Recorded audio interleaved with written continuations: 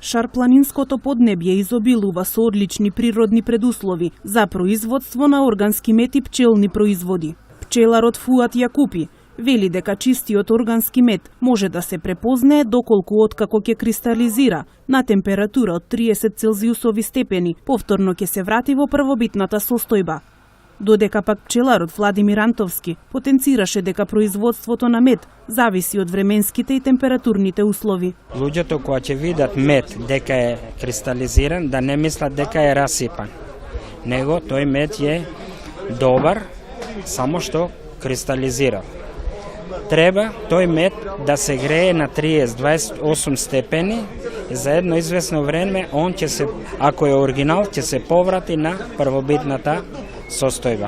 Ако не е оригинал, тој ќе остане така како лижавчињата. Климатските промени во голема мера можат да влијаат на развојот на пчелните семејства и конкретно на продуктивноста на пчелите и на добивањето на пчелни производи.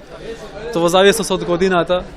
В секој случај нашата гранка е директно поврзана со овие климатски промени и со дар од климата.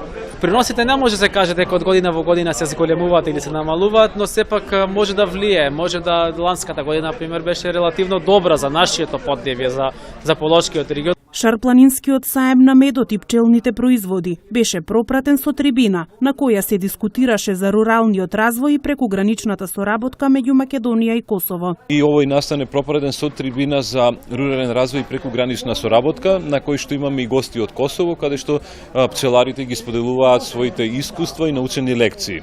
Како што можевте да видите во моментот се разви многу интересна дискусија околу заштита на производите, специфики на производство, особено темата што имаме за производство на мед, но допираме и до темите на рурален развој, како што споменав за прекугранична соработка и ги испитуваме сите можности кои што ги имаме на располагање за да имаме еден успешен рурален развој. Ваквите саеми и трибини ќе ги поттикнат младите да започнат свој бизнис за производство на здрава органска храна, изјави Менде Трајковски, председател на Сдруженијето на пчелари на Република Македонија. Република Македонија има ресурси, има можности да се занимаваат со пчеларство, а ние како Сојуз имаме и локални здруженија и тука во Егуновце и во Тетово и му стоиме на располагање на секој ново заинтересиран да му помогнеме, значи и во однос на теоретски дел и практичен дел да започнат со еден ваков бизнис.